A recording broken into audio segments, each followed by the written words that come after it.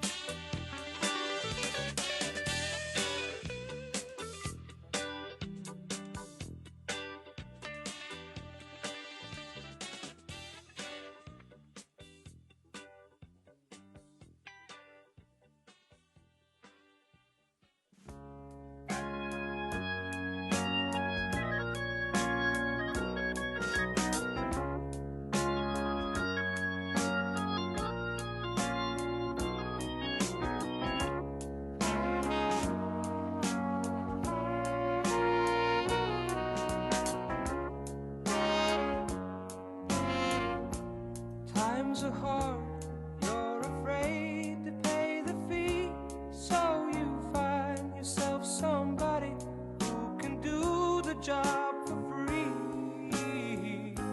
When you need a bit of loving, 'cause your man is out of town, that's the time you get me running, and you know I'll be around.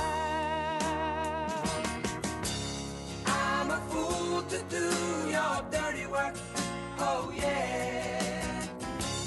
I don't wanna do your dirty work no more.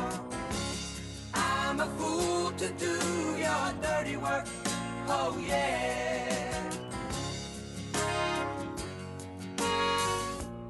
Light the candle, put the lock upon the door. You have sent the maid home early like 1,000 times before. Like the castle in his corner in a medieval game, I foresee terrible trouble, and I stay here just the same. I'm a fool to do your dirty work, oh yeah. I don't wanna do your dirty work no more. I'm a fool to do your dirty work, oh yeah.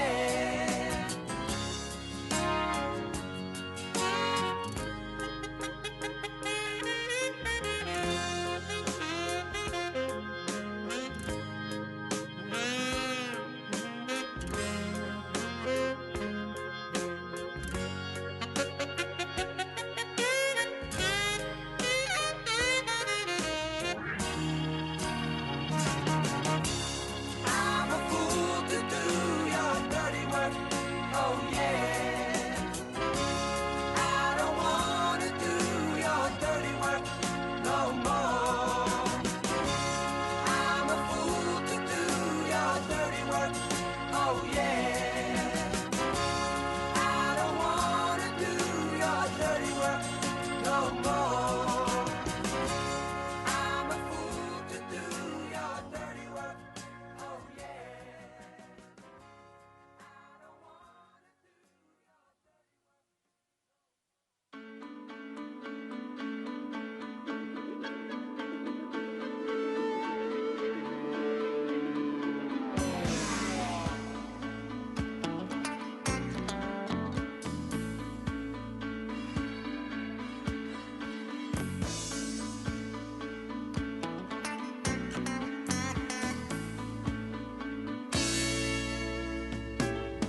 Bury the bottle, mama, it's grapefruit wine.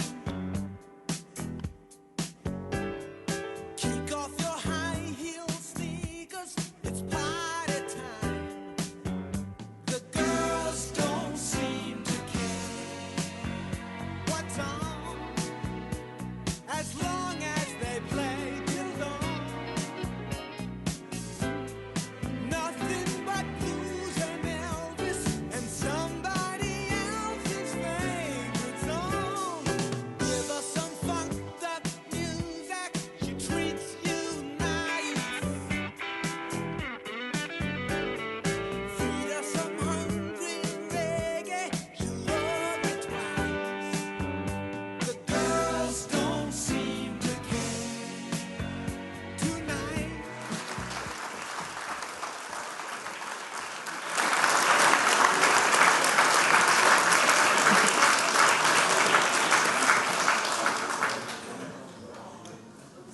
Hi all. Unfortunately, you have to wait a couple more minutes for Jeremy. I'm Beth Miller, Labour's parliamentary candidate for Corby in East Northamptonshire. I am really... Thank you. Thank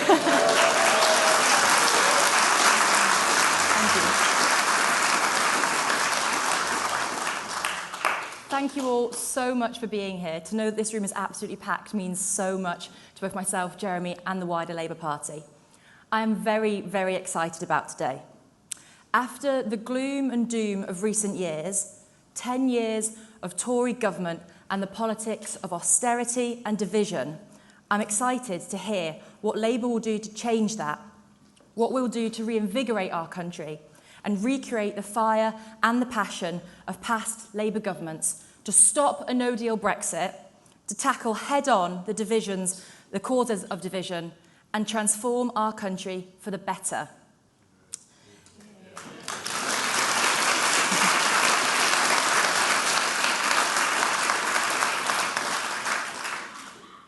Ideas and a positive outlook are where it all begins, and we have bags full of that here. That is the story of Corby and its incredible regeneration. Thanks to the last Labour government, a Labour council and a Labour MP, it's gone from crappy town to the fastest growing borough outside of London. That took political will and vision. And I know that Jeremy came here today on the train from London to the train station that was delivered by that last Labour government. You might recall a story from Barack Obama's campaign trail in 2007. He'd been asked by a senator to go and visit their patch in South Carolina. I think by this point in the campaign schedule, he was pretty exhausted, couldn't really be bothered going. Anyway, he got there, he was exhausted, he arrived, it was raining, and when he kind of finally got out of the car, he was a bit disappointed because there was a really small crowd. So he wasn't feeling particularly inspired by what he saw. He wanted to get it over and done with as quickly as possible. That was until he saw an older woman in the distance. She had a gold tooth, a huge, huge smile, and she had real flair. So when he saw her, she began chanting. "I'm fired up and I'm ready to go." She kept saying it, "Fired up, ready to go, fired up, ready to go." And eventually, others in the room started chanting it as well. And Barack Obama said that after some time, he began to feel pretty fired up and ready to go as well. So that woman completely changed that room. And Obama summed it up quite nicely. He said, if someone can change a room, they can change a town. And if they can change a town, they can change a region. And if they can change a region, they can change a country. So with that in mind, I would like you to give a big Corby welcome to Jeremy Corbyn.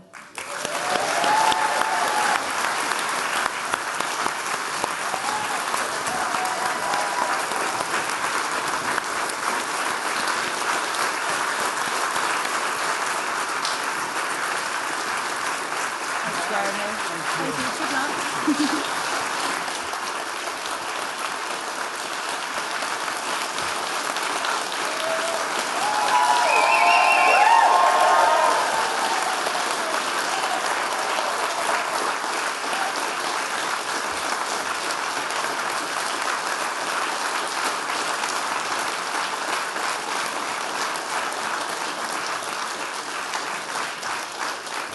Thank you. Thank you all for being here this morning, and thank you, Beth, for that introduction, because you are a very powerful voice for the people of Corby, and we need your voice in Parliament to represent the people of Corby, and that is going to happen. Because Beth speaks for the people and will make sure that their voice is always heard. It's fantastic to be here again. And I want to thank everyone and all the staff involved here at the Penn Green Centre for Children and Families for hosting us today. This is an amazing centre. This was the inspiration behind our whole Children's Centre and Sure Start programme that the last Labour government introduced, because it's this fantastic wraparound centre. I'm sad at the funding cuts that it's had to endure, but I'm so proud to be here and support this centre and the great work that it's done. Indeed, I met a former member of the staff when I stepped off the train this morning at Corby, who said she was so proud to have worked in this place. So to Penn Green, thank you very much for all you do.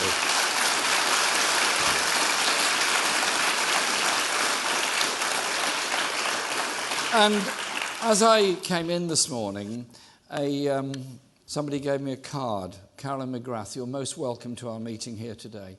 You described your journey in life of growing up in extreme poverty in Glasgow and the hopelessness and the depression that you suffered as a result of all the problems that you suffered during your childhood and life.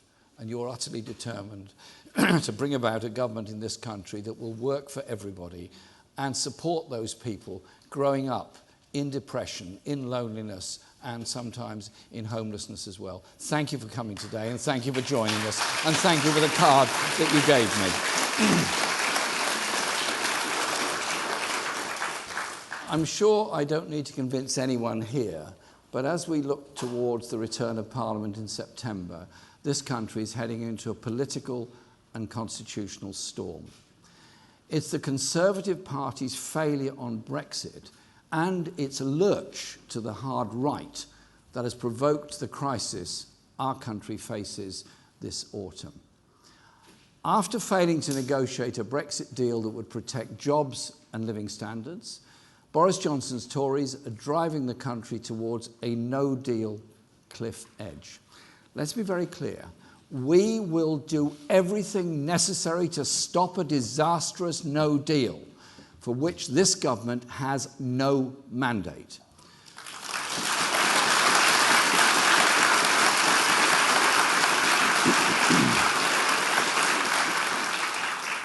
The government wants to use no deal to create a tax haven for the super rich on the shores of Europe and sign a sweetheart trade deal with Donald Trump. Not so much a no-deal Brexit, more a Trump deal Brexit.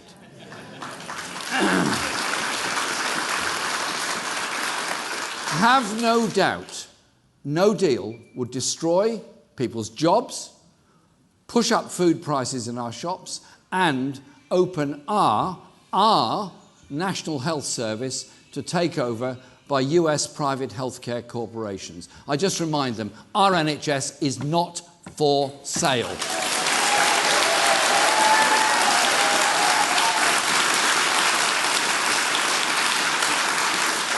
But that seems to be a price that Boris Johnson is willing to pay, because it won't be him or the wealthy people that run the Tory party paying for it. It will be you. It will be us. It will be our people. Labour will do everything we can to protect people's livelihoods. We will work together with MPs from across Parliament to pull our country back from the brink. And I will bring a vote of no confidence in the government. And if we're successful, would seek to form a time-limited caretaker administration to avert no deal and call an immediate general election so that people can decide our country's future.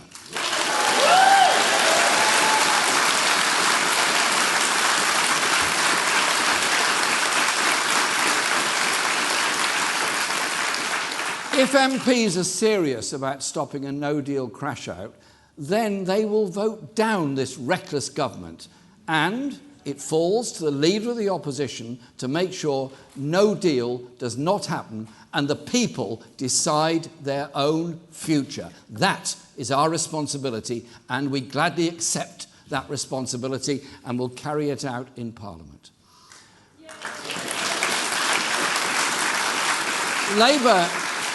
Labour believes the decision on how to resolve the Brexit crisis must go back to the people. And if there is a general election this autumn, Labour will commit to holding a public vote to give voters the final say with credible options on both sides, including the option to remain. 3 years of Tory failure on Brexit have caused opinions to harden to such a degree that I believe no outcome will now have legitimacy without the people's endorsement. But while Brexit is the framework of the crisis we face, the problems facing our country run much, much deeper. Much, much deeper than that. A general election triggered by the Tory Brexit crisis will be a crossroads for our country. It will be a once-in-a-generation chance for a real change of direction, potentially on the scale of 1945. Things cannot go on as they were before. The Conservatives and a very wealthy establishment that they so happily represent have failed our country. They've failed to protect living standards. They've savaged our public services. Look at the cuts that have happened at this very centre, and you all know all the other cuts that are happening all around you. They've deepened inequality in our society. Look at the incredible levels of wealth a small minority have, and then look at those sleeping on the streets because there's no home for them to go to. That is modern Britain. Inequality getting worse, and it's failed to keep us safe. Boris Johnson and his Tory cabinet have direct responsibility for the Tory decade of devastating damage to our communities and the very fabric of our society. However the Brexit crisis is resolved, the country faces a very fundamental choice. Labour offers a real change of direction that I believe the country needs. A radical programme, and I'm proud it's a radical programme, to rebuild and transform.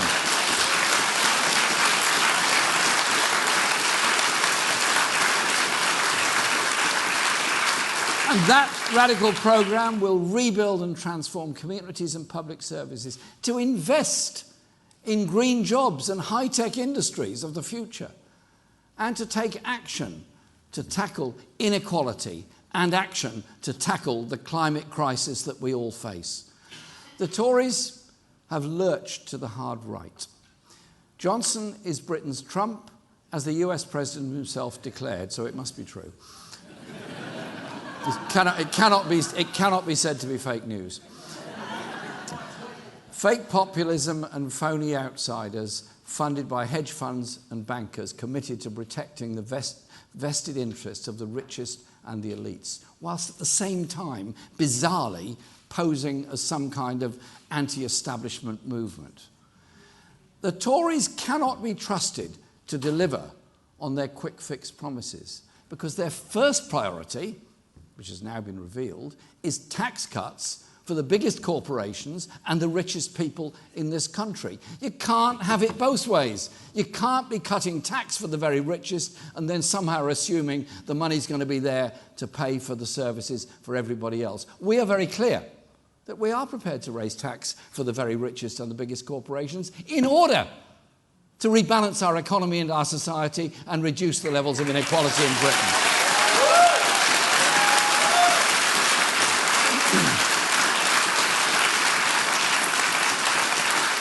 The Tories can't be trusted to deliver for the majority because they will always look after their own.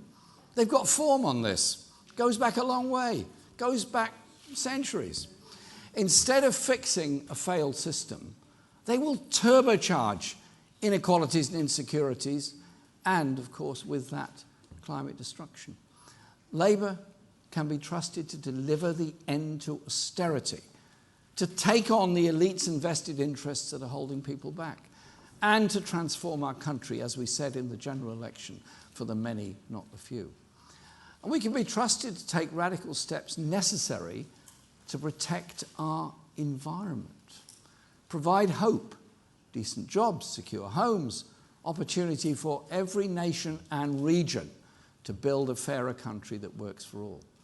Our country's been held back for too long by an establishment that the Tories represent. But together, we can take our future in our own hands and tackle the great challenges facing our country alongside Brexit. Inequality and an economy run for the richest, public services that have been stripped back and sold off, and the climate emergency threatening our children's future. Inequality holds us all back.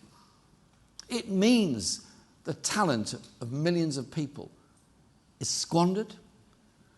We don't have to be a country of food banks and rough sleepers at one end, while the super rich dodge taxes at the other.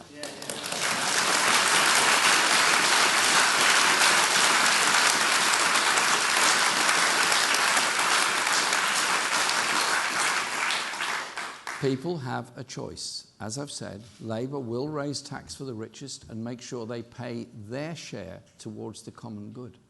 The Tories will cut tax for the richest. Labour will require the big multinational corporations to actually pay the tax they owe in this country. Tories will cut tax for big corporations.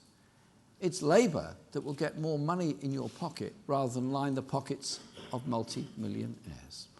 We'll introduce a real living wage of £10 an hour, including for young people who deserve equal pay for the equal work and contribution that they make to our society.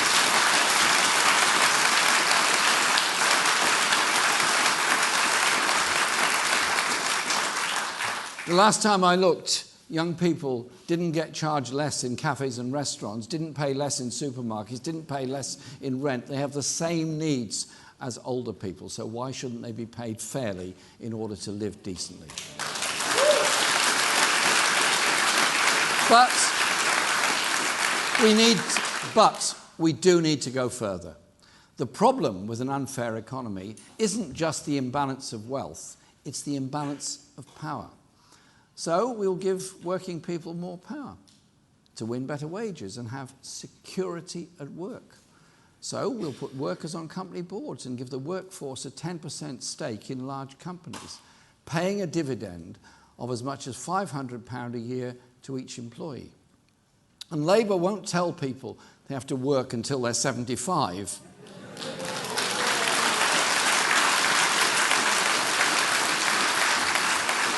Before they get their pension, as Ian Duncan Smith's think tank has suggested.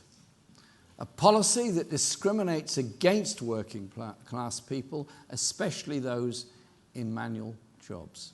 And that's from the man who brought us universal credit and a number of other things. We're not having any of that.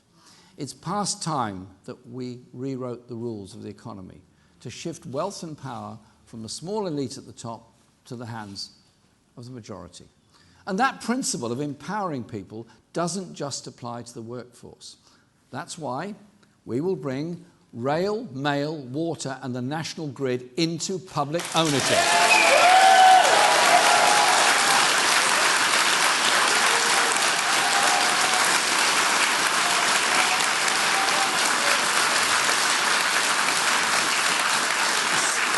So that the essential utilities people rely on are run by and for the public, not the shareholders. And we'll give tenants more power and security, including controlling rents so dodgy landlords can't rip them off. The insecurity of living in the private rented sector must be brought to an end. Many people suffer terrible stress because they don't know how long they'll be able to remain in the flat or house that they're renting. And when we talk about inequality, we aren't only talking about economics. We need a government that's seriously committed to tackling the entrenched inequalities faced by women and minority ethnic communities as well. And we will do that to end the gender pay gap and end the discrimination that too often exists where wages and jobs are concerned. The coming general election, I don't know when it's going to be, so don't ask me the date, but we're ready for it. The coming general election will be make or break for our public services.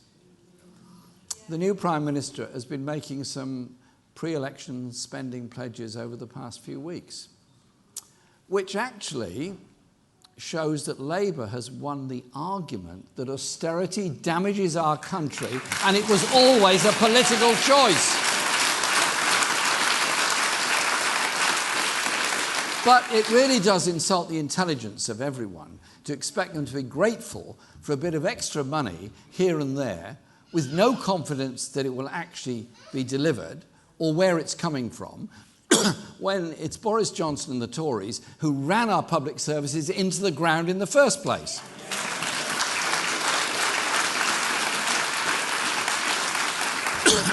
And the arbitrary nature of the announcements made shows no understanding whatsoever of the depth of the problem facing the whole of our country. Take crime, which the Prime Minister is now trying to turn to his political advantage, with yet more promises to tackle what the Tories have failed to bring under control for a decade. In the 2017 election, Labour won the argument that Tory cuts to the police had made people unsafe, and we pledged to hire more officers. The Conservatives have now conceded that we were right. But police cuts are not the only reason that violent crime has doubled. What the Tories won't address is the much wider impact of austerity. Think about it. The closed youth services around the country, under-resourced mental health care facilities, and the lack of funding for community mentoring. We take youth services very, very seriously indeed. They're the place that young people can go for their imagination, their recreation, their support, and get help when they need it, but also have time with friends and so on. It's part of growing up. It's part of being a community. But for too many young people all around the country, what do they see? A boarded up youth centre, or in some cases, it's been sold off to somebody else. What message is that to the generation of 2019? That they grew up in an under-resourced, underfunded park where there was no youth service, no youth workers and no facilities for them at all. What message is that? I take these things so seriously that we will make it compulsory for local government to deliver a youth service in the future.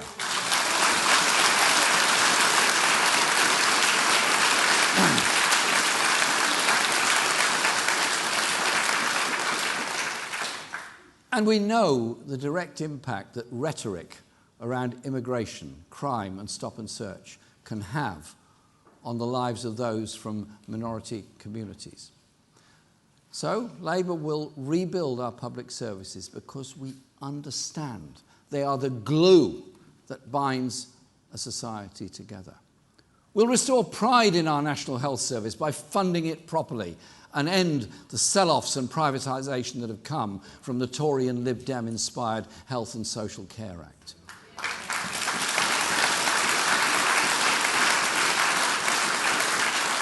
And we will create a national education service providing free learning from cradle to grave, including free school meals for all primary children, smaller class sizes for 5-, 6- and 7-year-olds, no tuition fees at university or college.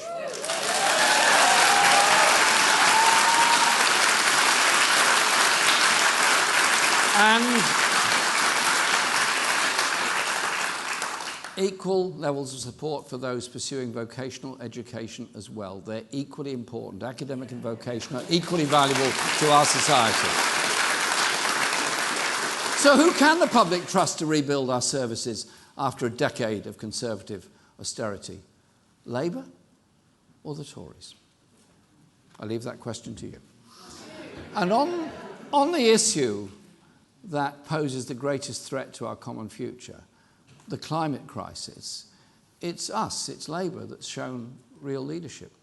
We ensured our Parliament was the first in the world to declare a climate emergency. I moved that motion on May the 1st to Parliament, and it was carried unopposed because the Tories didn't dare oppose it. But the declaration is obviously important. That's the first step. But that must be followed by radical and decisive action that can really only be delivered by a Labour government. It certainly won't come from the Tories, the party that scrapped the Swansea Bay tidal lagoon, effectively killed off onshore wind power projects, and is forcing fracking on local communities who oppose it. We have to turn the climate crisis into an opportunity to rebuild industry in this country with a green industrial revolution. That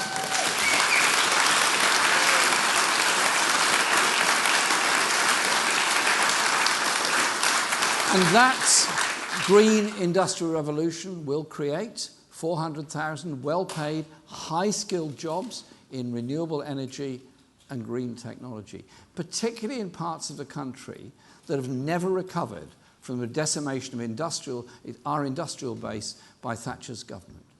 Places like here in Corby, where the closure of the steelworks cost thousands and thousands of jobs, and there are many other towns and cities around the country that suffered to the same extent because of that headlong rush to closure and privatisation by the Thatcher government of the 1980s. Imagine if the Derbyshire and Yorkshire coalfields that once powered the nation became the new centres for green energy generation. Or if towns that used to build railway locomotives and railway carriages, built the next generation of high-speed electric trains. Just imagine how it would feel for those communities to once again be the beating heart of our economy whilst reducing our greenhouse gas emissions and giving our young people a real future. The future is within our grasp. But I ask again, who do you trust to act on the climate emergency? Labour or the Tories, led by the current Prime Minister? We cannot afford more of the same, but even worse. The future could be fantastic. New technologies have the power to liberate us and help tackle the climate emergency. But for too many people, the future is frightening. Young people, uncertain what their future is, where they're going to live, what job they'll get, what training they'll get. Because the technological revolution that's happening around us has been used instead to benefit the wealthy while driving down pay and security for millions of other people. The next Labour government will take on those who really run our country, the bankers, the tax dodgers and the big polluters, so that the real wealth creators, the people of this country, can have the services, jobs and futures that they deserve. Because when Labour wins, we all win. The nurse wins, the pensioner wins, the student wins, the office worker wins, the engineer wins. We all win. The chaos and dislocation of a no-deal Brexit is real, very real and threatening, as the government's leaked Operation Yellowhammer dossier makes clear.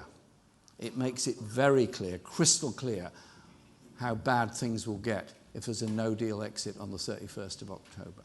That's why we will do everything we can to stop it. Then, after years of elite-driven austerity and neglect, we'll recharge our politics with a massive injection of democracy. Democracy brings health, brings justice, brings hope.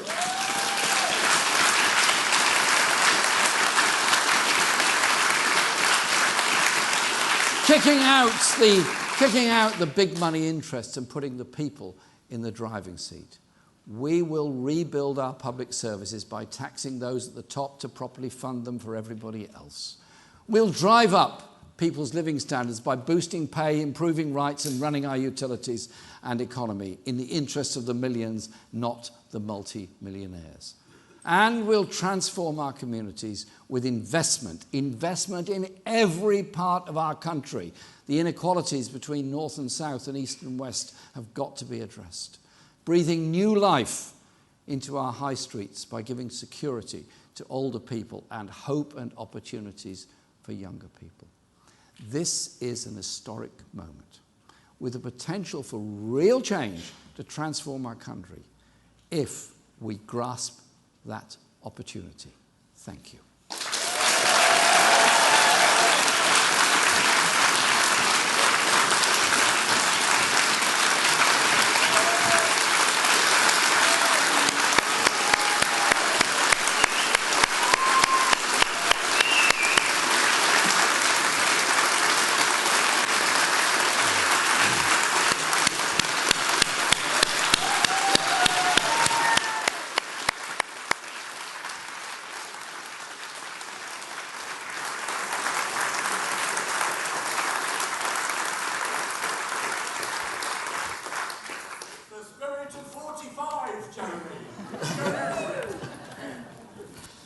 I wasn't even born then.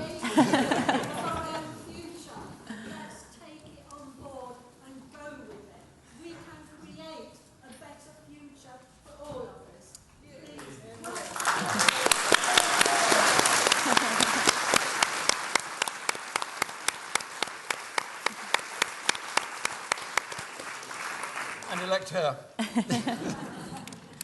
Just want to say a huge thank you for that, Jeremy. I'm sure everyone will agree that was absolutely fantastic, and it's a sort of inspiration we really need at the moment with this, Tory austerity and Boris Johnson as our Prime Minister. So that really showed how different things could be. So I think there is a choice, Yeah, it's definitely a very clear choice as well. So I think now we're going to move to questions.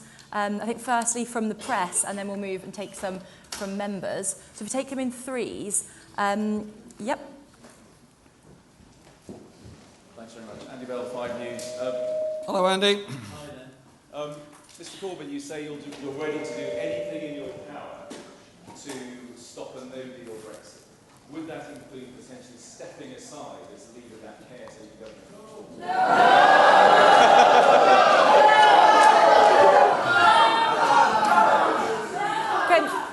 Can I just remind you?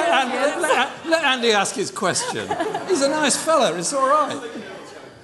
Would that potentially include stepping aside as leader of that caretaker government you've talked about, if that was the way to get the necessary votes to stop the no-deal Brexit? Can I remind the audience? No, sorry, just to let be him ask a polite? question. Okay. Yeah. Not the press or Boris Johnson or Joe Swanson. Thank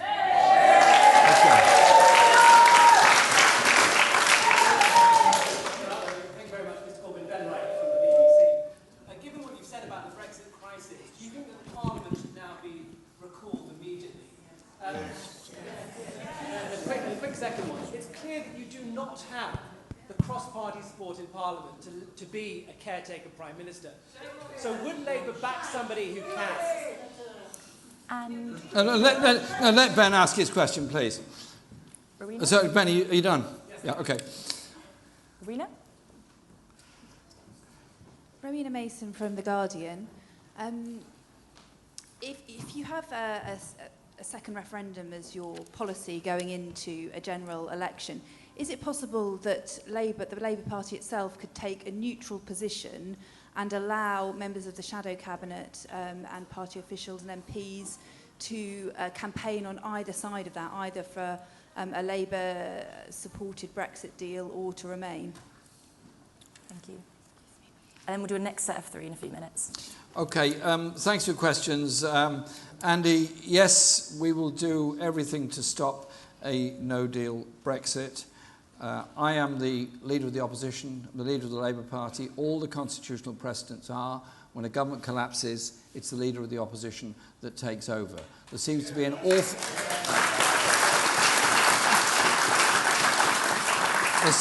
awful lot of very imaginative what-ifery in the press at the present time.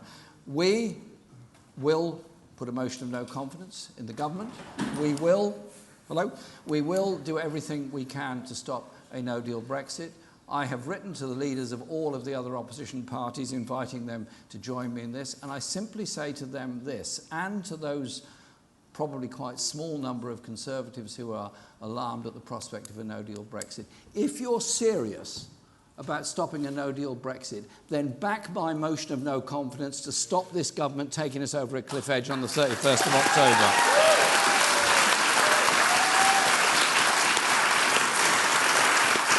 And Ben, thanks for your question. I mean, I think there is support for preventing this country going into a no-deal Brexit, as the response to the Yellowhammer document that was leaked yesterday indicates. Do we support the recall of Parliament? Yes, indeed. I've made that very clear. We do support the recall of Parliament in order to prevent the Prime Minister having some kind of manoeuvre to take us out on the 31st of October without any further discussion in Parliament. I've made that absolutely clear.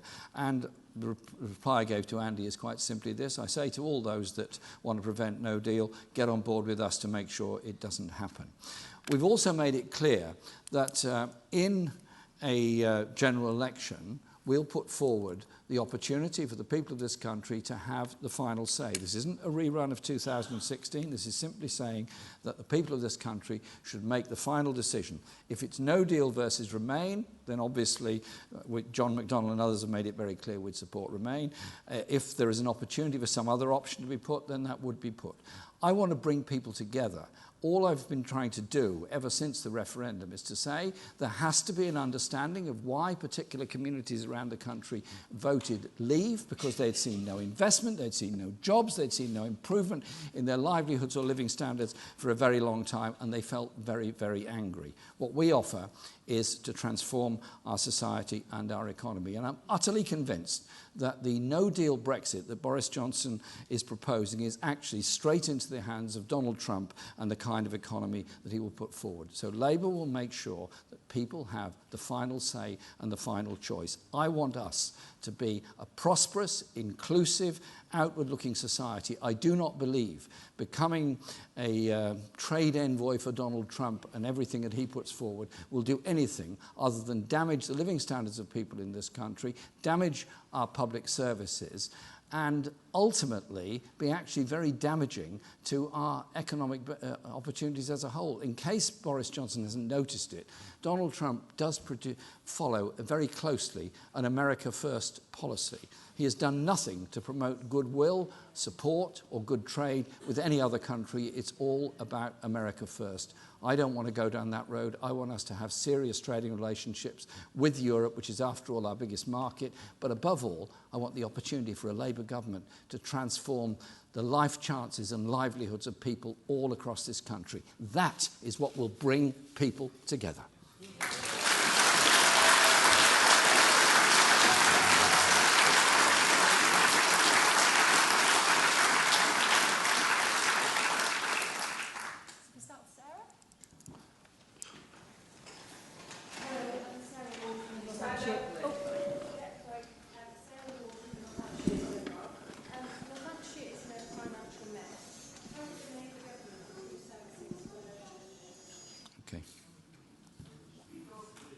Thank you. Mr. Corbyn, Angus Walker, ITV News. I just wonder, many in your own party don't see you as a person to lead a government of national unity. I just wondered why you... Let Andy ask his question, please. I'm defending your right to speak, Andy. Thank you very much.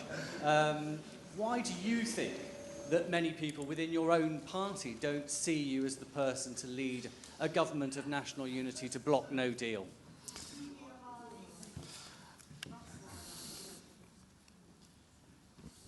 Sam Coates, Sky News. Mr. Corbyn, this morning your own shadow chancellor, John McDonnell, said that in the event of another referendum, he would campaign and vote to remain. Do you agree with him 100% on that? And if you don't, do you understand why many of the people, particularly from other parties, who you're asking to back you in a vote of no confidence, but want the same as Mr. McDonnell, might be having second thoughts? Right, thanks for your questions. First of all, Sarah, thanks for your question. Northampton has become the first council in the country that effectively became bankrupt. And that is surely a warning to every other local authority across the country. Those councils that have worked very hard to try to manage the cuts that have been imposed on them by the government have often been very creative and very imaginative and managed to struggle to keep services together. Many people have lost their jobs in local government through redundancies, and many who work in local government and other public services effectively end up doing 2 or 3 jobs. Those that in social care and many other services work incredibly hard. And I think we should say thank you to all those working in the public sector for keeping the services going.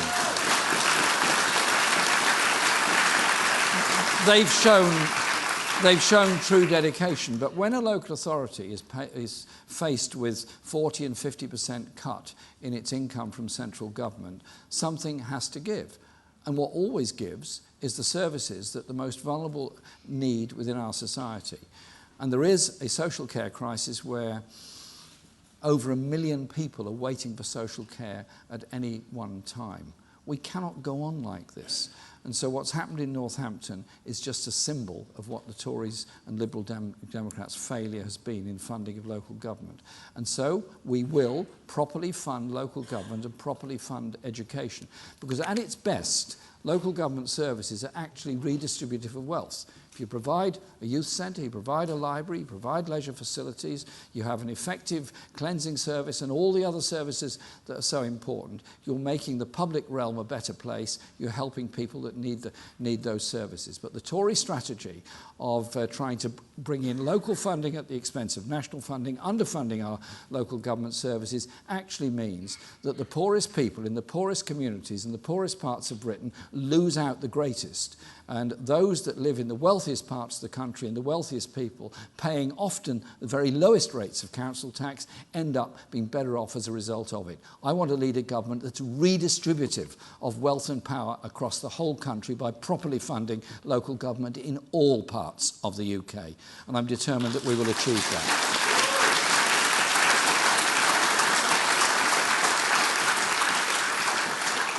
the point you make about people in the Labour Party and myself, all I'd say is this. Our party is a very big party. It's a democratic party. We had a leadership election in 2015, and rather surprisingly to everyone in the mainstream media, I was elected leader of the party, and I'm very proud to have been elected leader. And I was elected leader again a year later, and I'm very, very proud to lead this party. Very proud to lead this party in the direction we're going, of opposing austerity, of ending inequality, of redistributing wealth and power in our society. And I'm very sure that everyone in the Labour Party wants to see every Labour MP and every opposition party leader and party members and those dissident Tories join me in the lobby on a motion of no confidence against this government to stop a no-deal Brexit. And I invite them to get on board and do it.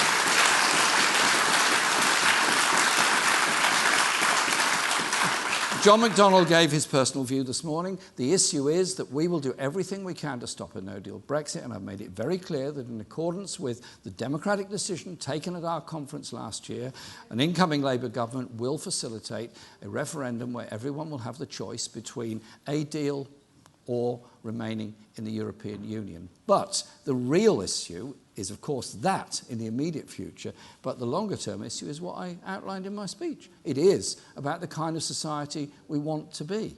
I want to be a society that's prosperous, that's inclusive, that's humane, that's decent, that's outward-looking, that above all ends the horror of inequality and poverty that exists in modern Britain. Should it be really possible to do this? Yeah. Is it right that children go to school hungry? Is it right head teachers have to raise money in order to keep the school going? Is it right the stress that housing officers and others are put under when they have to say no to everybody that turns up wanting a place to live because there are none being built? Or can we instead invest in the future, invest in education, invest in good quality jobs, and reduce the grotesque levels of inequality in our society? I want to be proud to lead a Labour government that achieves those things. That when the UN produces a report that says millions of people in the fifth richest country in the world are living in poverty and it's getting worse, if that came out under a Labour government, every media outlet in the land would be condemning us, and they would be right. Where's the voice against the Tories for doing that?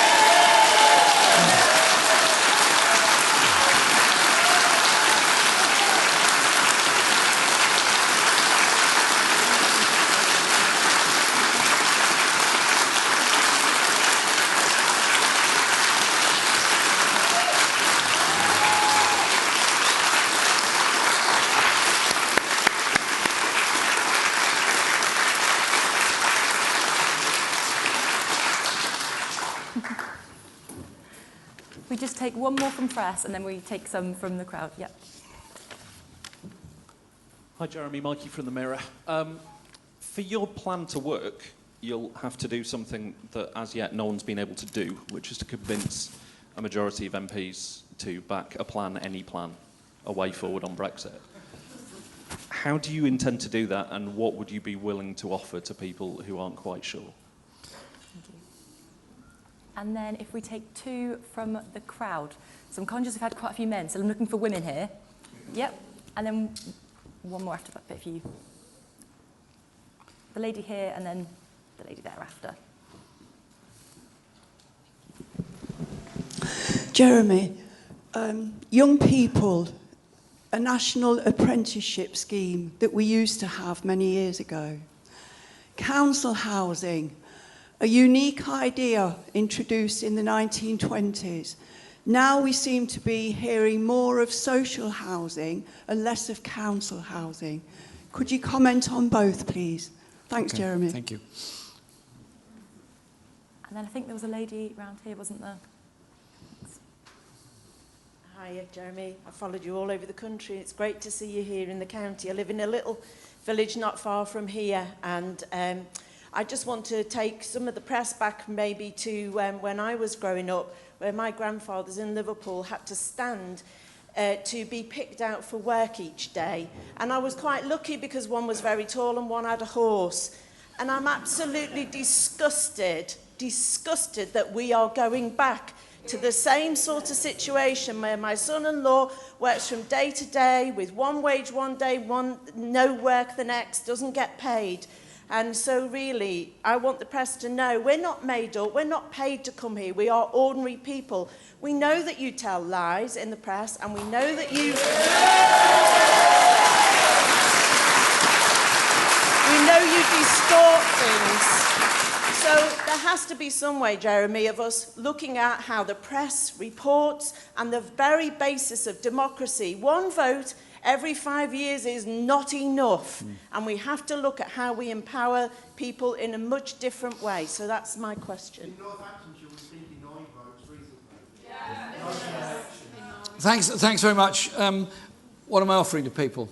What I'm offering is that our party, as the main opposition party, will challenge this government, will do everything to stop a no-deal Brexit, and we offer to form a minority administration in order to give the people the choice in the future through a general election. That's what we're saying. That is the constitutional precedent. That is the norm. All this speculation about lots of other options, they actually don't exist. The option that exists is the constitutional precedent of the opposition taking over in order to facilitate an opportunity for an election campaign.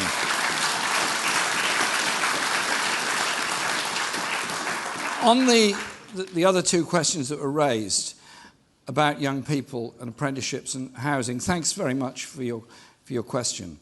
First of all, young people, I think, get a very bad press and get a really hard time in many ways. Go to college, go to university, end up with £50,000 worth of debt and no guarantee of a job at the end of it. Some cases, apprenticeships are absolutely brilliant and superb. Sometimes they're not. But our education system is, in my view, overstreamed and over-competitive, and too many young people have been excluded from school that then end up in all kinds of difficulties and underachieve in the rest of life. And that is because many schools are underfunded, teaching assistants no longer there, the support services are no longer there, and the after-school activities that my generation knew of all the time often simply don't exist because the teachers don't have the time and there's no extra resources available for doing it. We're shortchanging a whole generation, which is why we want to properly fund education and why I'm determined that we'll also have a pupil arts premium to ensure that all young people get the chance to learn music, theatre, dance and their imagination, which actually helps them in lots of other ways in university. And so the National Education Service will be tasked with ensuring proper funding of our education system, but will also be tasked with ensuring that the apprenticeship system works effectively, that apprentices are properly paid and not exploited, and that it leads to good quality qualifications. And that we look again at the way much of our teaching is done in schools, so those functional motor skills of young people are also developed in school, because clearly if you're going to be an engineer, you need to know how things work. It's best to start very, very young with all of that, so we all understand the importance of science and technology as well as creativity within our lives. And our National Education Service, I want to be the great legacy of the next Labour government in the same way the NHS was the legacy of the 1945 to 51 Labour government. On the point you raised about housing, thank you for raising that. I represent an inner city constituency where probably more than a third of the people I represent live in the private rented sector with all the insecurities that go with it. A minority, it's probably less than 30%, own their own property, and property prices have gone up so much that hardly anyone living locally could ever aspire to buy their own. So the only options are either private rented or something that the council could provide. And I've made it very clear that it's council housing that I want to develop, and we want to build 500,000 council houses and recognise that the Margaret Thatcher-inspired right to buy has actually led to an explosion in the private rented sector in former council properties. And so you have this sort of absurd situations where people in my own constituency come and see me. Flat A, they're paying maybe, say, 120 £130 a week in rent to the council. Flat B is in the private rented sector. They're paying £400 or £500 a week in rent to that. And believe me, in London, those are the kind of rents that are charged. The principle is simply wrong. We have to invest in council housing of good quality and also ensure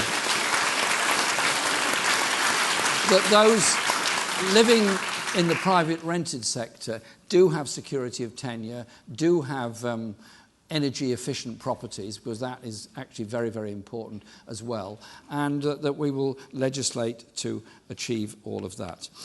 The points, the last question was about your family growing up in Liverpool and the appalling ways in which the docks recruited people to work, where the potential dock workers would line up outside the docks every morning and be selected for work.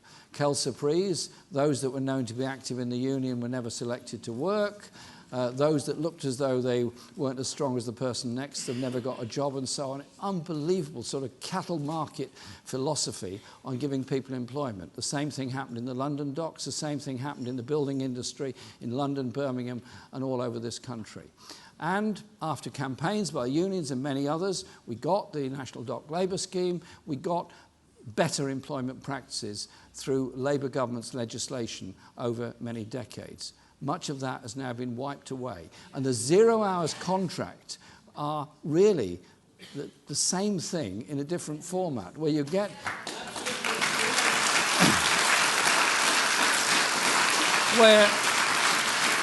where you see people spending the whole day going around with their mobile phones. I know we're all obsessed with our mobile phones. I've got mine here. So go around all day thinking, yeah, I've got a text, yeah, I've got some work tomorrow. Oh, Christ, I haven't got any work tomorrow. Is that right? Is that the right way of treating people? And so we will legislate to end 0 hours contracts and ensure there will be a base of employment. But it's also about other rights at work. It's also about other rights at work as well as the right to join a trade union. And so we will establish an employment ministry under the Labour government, and that employment ministry will be tasked with repealing the Trade Union Act, ensuring rights at work, ensuring training, and all the other opportunities that go with it.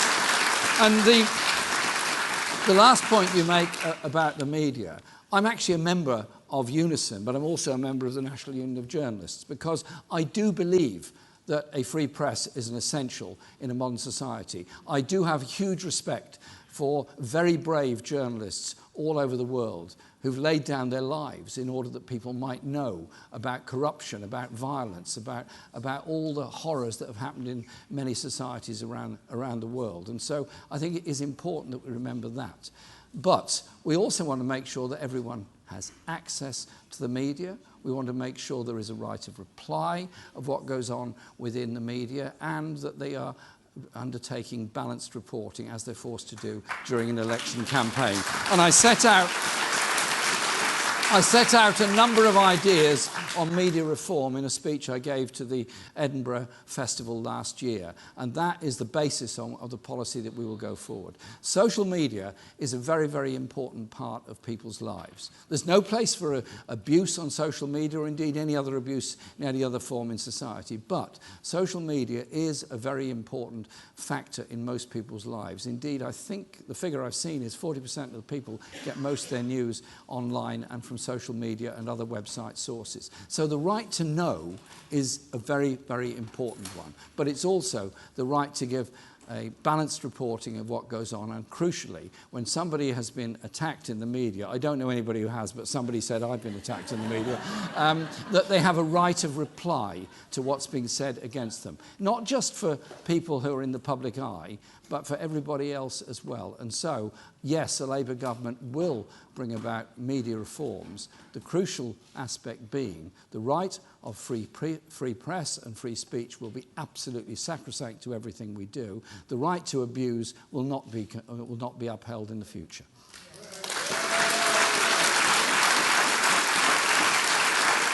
And could I just finally say that change in society comes about because people want it and people campaign for it.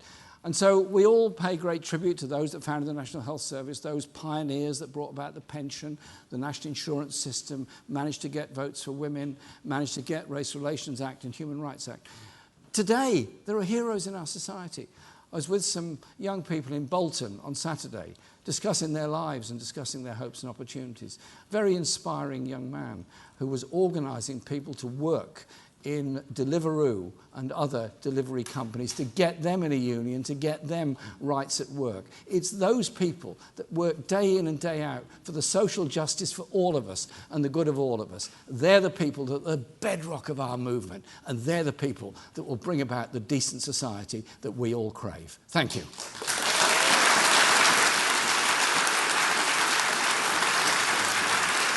I think we're done now, aren't we? Thanks very much. Do you want to say a word?